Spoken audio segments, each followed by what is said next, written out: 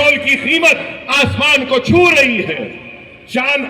चावल, आटा, तेल की कीमतें आसमान को छू रही हैं। गरीब दाने दाने को तरस रहा है, मोहताज है। लेकिन इस मुल्क में क्या हो रहा है? सिर्फ हिंदू मुस्लिम, हिंदू मुस्लिम, हिंदू मुस्लिम, लफ्जियात घर वापसी, लफ्जियात घर वापसी, बीफ बैन, अजान बैन, हिजाब बैन, SIR, CAA, NRC।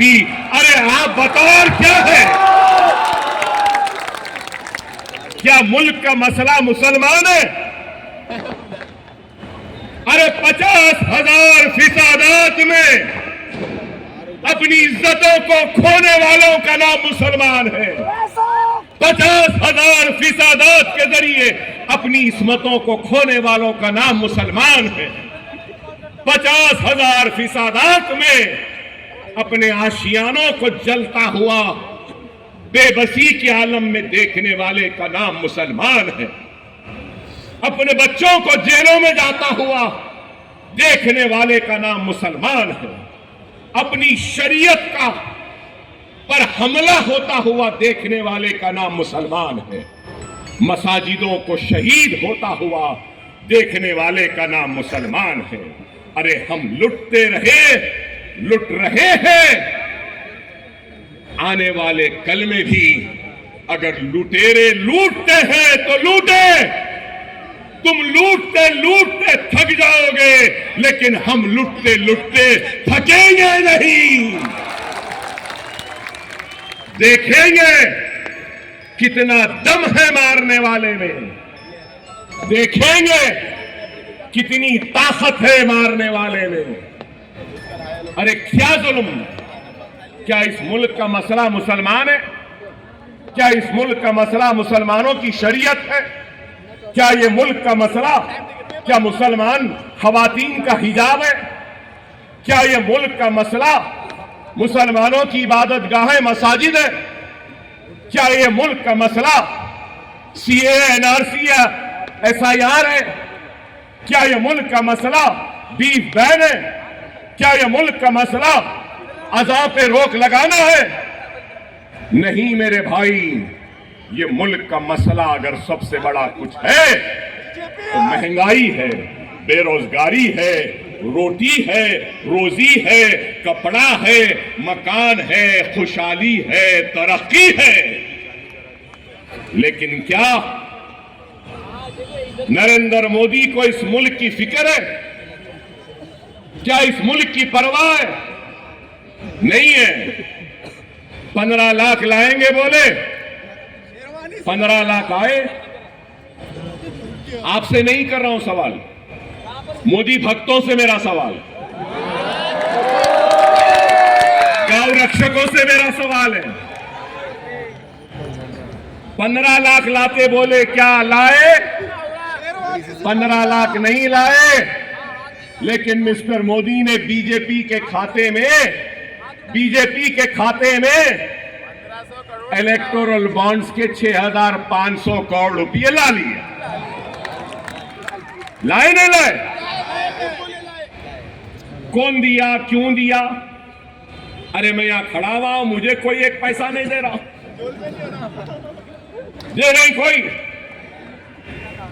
नहीं दे रहे।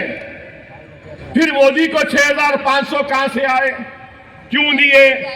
जब व्हाइट अमाउंट 6,500 है तो ब्लैक अमाउंट कितना होगा अंदाजा लगाओ।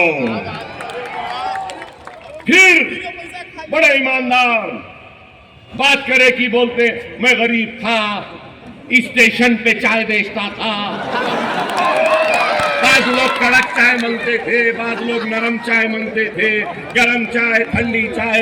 मैं तो फकीर हूँ, झोला डालूंगा चले जाऊंगा, मैं तो चौकीदार हूँ। अरे बाबा, आप क्या थे क्या नहीं, हमको इस बात से कोई दिलचस्पी नहीं। आप आज क्या हो? कल कुछ भी थे होंगे, आज क्या है? आज तो वजीर आजम है ना। इस मुल्क की फिक्र करो, मुल्क की आवाम की फिक्र करो, उनकी खुशहाली की फिक्र करो। नहीं, इख्तिदार मिला तो पूरी दुनिया घूम रहे थे, कभी इधर कभी उधर, कभी इधर कभी उधर। हिंदुस्तान में पैर कम थे, बाहर ज्यादा थे नहीं। और ट्रम्प से क्या मिले? My friend, my friend, my friend. आज ट्रम्प क्या करे? आज ट्रम्प क्या करे? अरे बताओ, हर महाज पे नाकाम, हिंदुस्तान की तारीख का सबसे नाकाम वजीर आजम का नाम है तो वो नरेंद्र मोदी है। मुल्क के ऊपर एक बोझ बना हुआ है, मुल्क की खुशहाली में रुकावट बना है, मुल्क की तरक्की में रुकावट। जब तक इनके इख्तिदार का खात्मा नहीं होगा, मुल्क में खुशहाली नहीं आई। आप हैं यहां पे समझदार, पढ़े लिखे आईपीएस ऑफिसर्स भी हैं। क्या मिस्टर मोदी ने मनमोहन सिंह से नहीं कहा था $1 is equivalent to more than your age? Mister Manmohan Singh बोले थे ना, मनमोहन सिंह वजीर आजम थे तो यही मोदी बोले थे कि आपकी उम्र से ज्यादा हो गया। अरे मिस्टर मोदी, आज मैं कह रहा हूं, रुपया गिर रहा है। $1 इज इक्वल टू 90 रुपीज 21 पैसा। क्या कर रहे हैं? खैर ये इकोनॉमिक्स है, इनको क्या मालूम भाई? इकोनॉमिक्स से दूर दूर तक कोई लेना है ना देना है। ना इकोनॉमिक्स की स्पेलिंग आएगी, ना कॉमर्स की आएगी, ना बैंकिंग की आएगी, ना करेंसी की आएगी। इनको तो बस कड़क चाय, नरम चाय, चाय चाय चाय चाय, ठंडी चाय, गरम चाय, यही है। इस वास्ते मुल्क का यह हाल है। अरे आज हमको और आपको सोचना होगा कि हम क्या करें। अगर आज हम खामोश रहेंगे तो याद रखो, इनके जुल्म, इनकी नाइंसाफी में इजाफा होता रहेगा। याद रखो, तलाक सलासा का कानून बना तो ऐवान में, वक्त तरमीमी बिल आया तो ऐवान पार्लियामेंट में, अगर CANRC का कानून बना तो पार्लियामेंट में, अगर जो भी कानून बनता है ये मैदानों में, सड़क पर नहीं बनते, कानून ऐवानों में बनते। जमहूरियत में नुमाइंदों की अहमियत होती है। एक MP है, मजलिस का तो ये हाल है, अंदाजा लगा लो, एक 10-15 हो गए तो क्या हाल होगा। सही है या नहीं? मानते ना मेरी बात को? जमहूरियत में नुमाइंदों की अहमियत होती है, कामयाब होकर ऐवान में जाने की अहमियत। और आज अगर हम निचली सतह से अपनी पार्टी को, अपने नुमाइंदों को, अपनी आवाज को ऐवानों तक नहीं पहुंचाएंगे तो फिर हम बेआवाज रह जाएंगे। मैं अगर यहां खड़े रहकर अगर चीखूंगा, चिल्लाऊंगा, पुकारूंगा तो मेरे हलक से खून निकलेगा, मेरी आवाज बैठ जाएगी। आप नारे नारे लगाते रहेंगे, जोश में आ जाएंगे, लेकिन मेरी और आपकी आवाज यहीं पर, यहां से थोड़े दूर तक जाके दम तोड़ देंगे। लेकिन वो आवाज जो ऐवानों में गूंजती है उसकी अहमियत रहती है। खुदारा मेरी बात को समझो, खुदारा मेरी बात को समझो, गाफिल न रहो।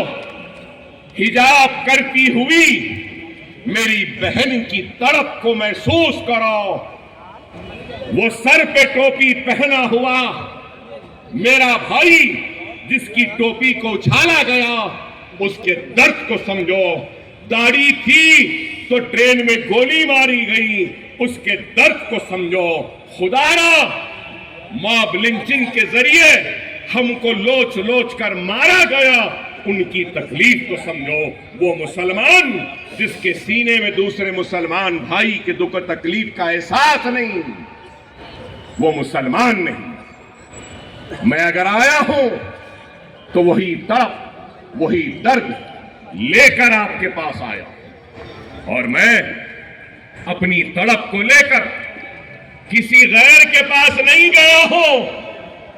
गैर तो मुझे सुनेगा भी नहीं, गैर तो मुझे आने भी नहीं देगा, गैर तो मुझे फुटकार देगा। अरे तुम्हारा अपना तुम्हारे पास आया है, तुम्हारी इज्जत के लिए, तुम्हारे व्यवहार के लिए, तुम्हारे हौसलों के लिए, तुम्हारे हक के लिए तुम्हारे पास आया है, तुम्हारे दिल पे दस्तक देकर तुम्हारे जमीर को झिंझोड़ने की कोशिश कर रहा है। खुदारा बेदार हो जाओ। अल्लाह